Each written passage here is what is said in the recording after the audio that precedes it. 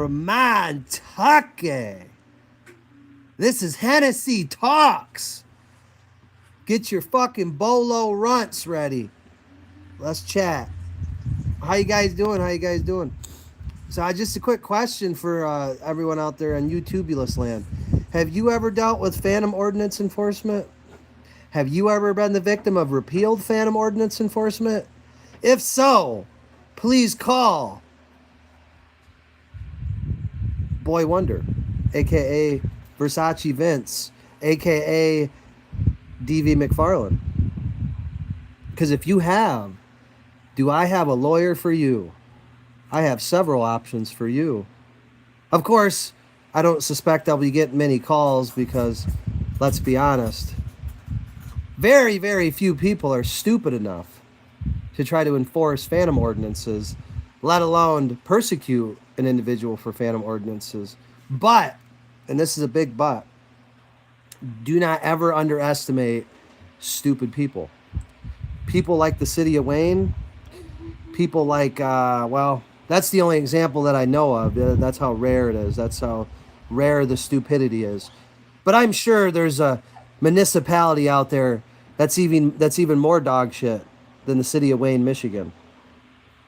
And if there is, please let me know. Because I would like to have a vacation home there. I would like to have a vacation home in this city that you're claiming is worse than the place I'm in now. Because I would like another easy case. Because, as you guys may or may not know, you guys should know, phantom ordinance enforcement is frowned upon in the judicial system. The judicial system tends not to like when the government decides to charge somebody under a phantom ordinance. They tend not to like it because it's let's just say it's bad for business, right? The void for vagueness doctrine is still enforceable in this country, and void for vagueness doctrine violations lead to a large settlement. And so, governments tend not to be that stupid because most governments in this country, well, at least I wouldn't say most, but I would say a good chunk of them are liability adverse. So in other words, they look for ways to mitigate liability. They look for ways to mitigate risk.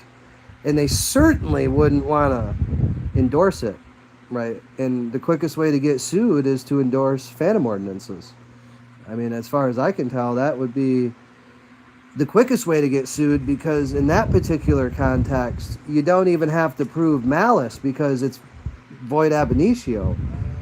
Void from the very beginning, right? So if something's void from the start and you commit it and you weaponize it against somebody, well, let's just say the burden of proof lowers quite substantially for the plaintiff to prove that there was malicious prosecution or abuse of process, which of course, is a horrible thing to weaponize against somebody.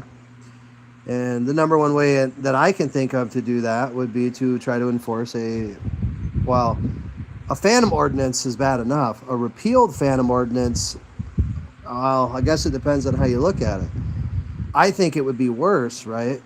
Because it, shows that there was at least some documentation of this, and then it was later repealed. So at least, it's not explainable. None of it really is explainable, but I feel like that's slightly worse. But I don't know. I mean, it's kind of like, what's worse, phantom ordinance enforcement or repealed phantom ordinance enforcement? Well, in this particular, in certain situations, both of them are being weaponized. So I guess, I don't know. It's all very confusing. It's like jumbo shrimp, How do you get jumbo shrimp? Well, you can't get jumbo shrimp, just like you can't get, you can't obstruct the enforcement of something that doesn't exist, right? Obstructing justice, well, that implies that, that the state was engaged in lawful activity, for one, which implies that what they were trying to enforce was legal and lawful. So therefore, somebody obstructed with it, although the argument that civil discourse is, enough to warrant an obstruction charge, well, that obviously has never been upheld. Sharp attacks on the government is hardly obstruction, but at least that would be, I guess, somewhat arguable. It wouldn't be a good argument to make, but wouldn't be a hard one to win, certainly. But, that would be a little bit easier to wrap your mind around. But when you're trying to, wrap your mind around phantom ordinances, right? I mean, it's like a law that doesn't exist, right? A law that doesn't even exist. It's like, it's phantom, right? It's a ghost. Which means that it's just something that some individual made up, right? Which I guess, fundamentally that's what laws are. Although laws have to go through a ratification process. They have to go through a codification process. Otherwise anybody who works for the government could just come up, could just drink beer or smoke weed or do drugs and then just come up with a brilliant idea and just say, oh, this is now law. Well, that's called a monarch, that's called a king, and I don't believe we have those in our great republic. At least not formally. We might have them informally, it looks like, but definitely not formally. And so the closest thing that I could see to that would be a judge would be a rogue prosecutor or a rogue judge, right? That would be the, I guess, modern day equivalent. But that'd be the modern day equivalent of a king in America, is a rogue judge or a rogue prosecutor. Or a rogue cop, right? Because I guess, a cop is the first line in the chain here. So, it's very interesting. It's very interesting. But when I say interesting, I don't mean like, mentally stimulating. I mean like it's really scary and, frightening and really disgusting to think that in 2025, nearly 2026, we would have to ponder the question of whether a phantom ordinance was even a thing, right? The fact that we even have to discuss something as absurd as a phantom ordinance or a phantom law in 2025, 2026, it should be a wake-up call to everybody. It really should be a wake-up call to this entire country. Certainly, Wayne County, the state of Michigan, but really this entire country. This should be a huge wake-up call that there are obviously chinks in our armor in our judicial system. There are enough chinks in there to where somebody such as myself and maybe other people, I don't know, I'd love to know of another case or another situation even remotely similar to anything that I've seen in the last 2 years, really the last 6 months, right? I would love to see just a single case anywhere in any sort of legal book, right, where a person was accused of obstructing the enforcement of a phantom ordinance, right, or a phantom law. I would really love, as a matter of fact, to see that, because I don't believe that that's ever, I'm sure it's occurred hundreds of years ago, probably closer to 200 years ago, but in modern times, since the 1950s, boy, I would really like to know. So if you guys have any answers, please let me know.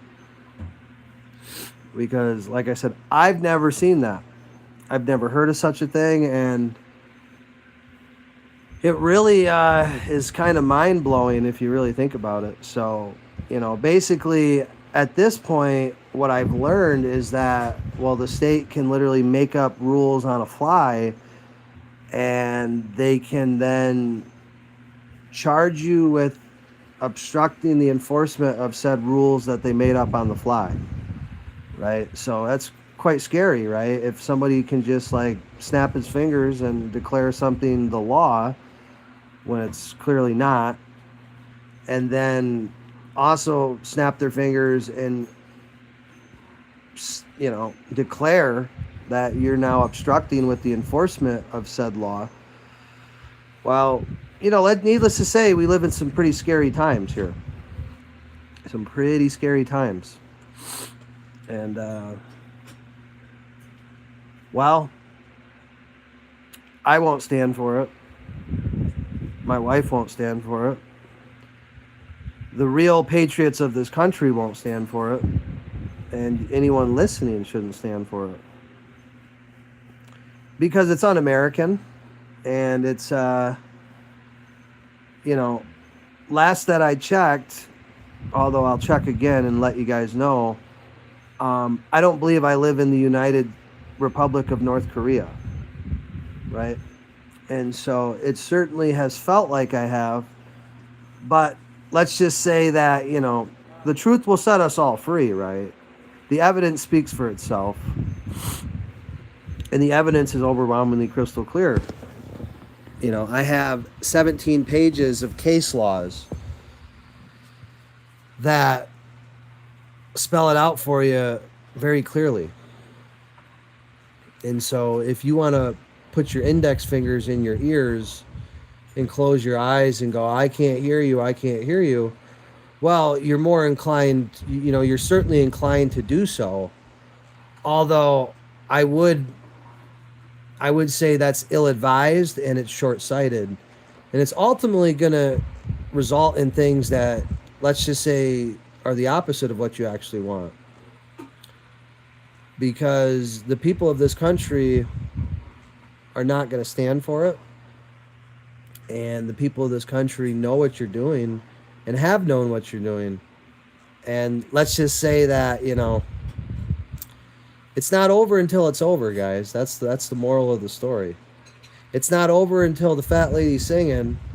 And sometimes you can hop up on stage when that fat bitch is singing, and you can rip that microphone out of her fucking hands, and you can kick her ass down the stage. And then you can say, sorry, show's canceled. Thank you, come again. But you do it in your little Indian accent, right? Or however you want to do it, however you want to play it. It's your show, it's your movie, it's your time. But, it's a real shame. It's a real shame that some people just never learn. But that's okay, though, because there's a lesson to be learned. There's a lesson to be taught. And, of course, there's things there's things available for the taking, right? If somebody wants to, intentionally inflict emotional distress, deliberately, indifferently do it, hey, first of all, don't threaten me with a good time. And second of all, never stop your enemies when they're actively making mistakes, right? Never stop your enemy. If your enemy wants to be vindictive and malicious and capricious and retaliatory and hostile, and they don't want to act in good faith in the confines of the rules, of the civil rules, don't stop your enemy. Let them continue to do what they're doing. Because, like I said again, guys, the truth will set us all free. And sometimes the truth is better served not on a silver platter. Not on a silver platter. Sometimes the truth's best served when your opponent's already exited the building, because they've already thrown dirt on your casket and they think that they buried you and you're dead and you're done. And then when they come back the next day and they see that the grave's been dug up and you're nowhere to be found, boy, what a horrifying feeling that must be. What a roller coaster that must be. To think that you were so close. To think that you had it in the bag, right? It was a foregone conclusion. To now, I mean, it's got to be just what a horrible feeling that must be. What a horrible feeling. Oh, I know all too well, right? But see, you think you're going to pimp me, right? You think you're going to play me, huh? No. I'll let you think you're playing me. I'll let you think you're pimping me. But really all you're doing, guys, is you're just pimping yourselves. And so keep pimping yourselves. I'll be here to record it and to commentate on it. So again, thank you for your time. As always, if you are a police officer or law enforcement, you can suck my dick, and I hope you die a painful, miserable death. Something to the equivalence of being pushed into a volcano. Something to that effect. That's what I wish upon you. But don't worry. I don't have to wish upon you. God will do it for me. Because God doesn't like the wicked. God doesn't appreciate the wicked. And just know that it ain't so fun when the time's up. When the time's up and you gotta pay for all those misdeeds that you've endured on other people, that you've invoked on other people, boy, that's going to be a lot of debt repayment, right? It's going to be a lot of repayment of debt. But the key though is that it goes on forever, for eternity though. That's the thing. You think you're pimping me, right? Well, you're not pimping me, and then you think you're pimping God too. God, I'm way more merciful than God is.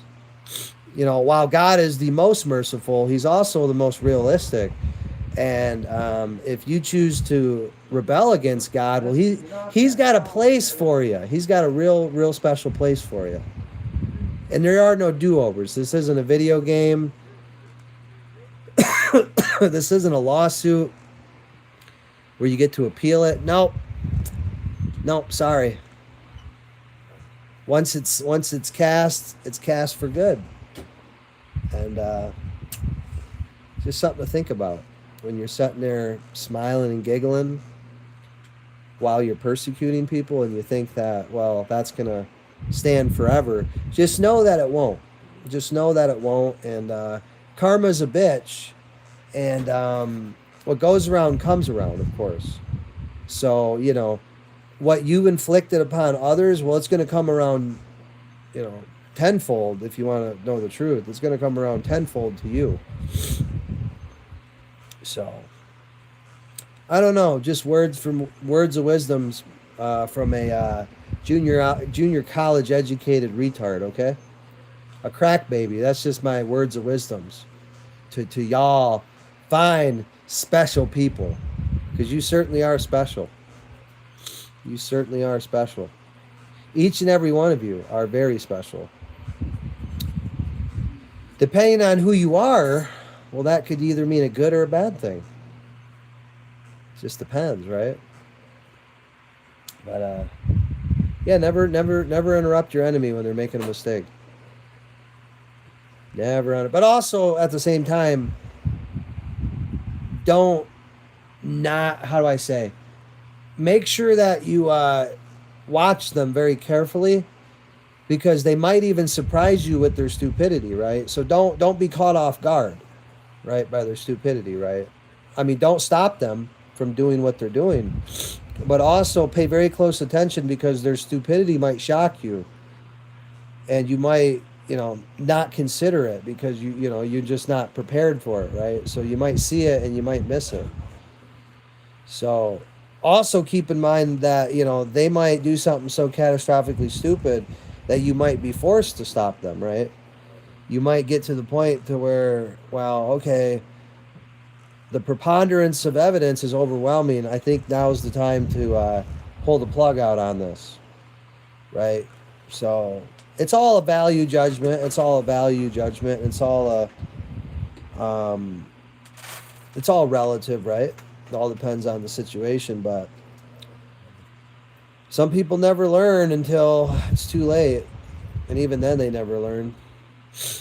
So don't underestimate your enemies, but also don't interrupt them when they're making mistakes. And smile for them, actually. Pray for them. And smile while they're making their mistakes, because they'll probably make their mistakes even worse and sloppier. But see, I like it sloppy. I love it sloppy. So that's why I said, don't tempt me with a good time. I like it sloppy, guys, as you know. I'm the king of sloppy. Sloppy toppy. That's what that's the mantra. Sloppy toppy. So, again, guys, I hope this has been informative, and we'll talk to you guys next time. Like Sticks Hexenhammer 666 says, peace out.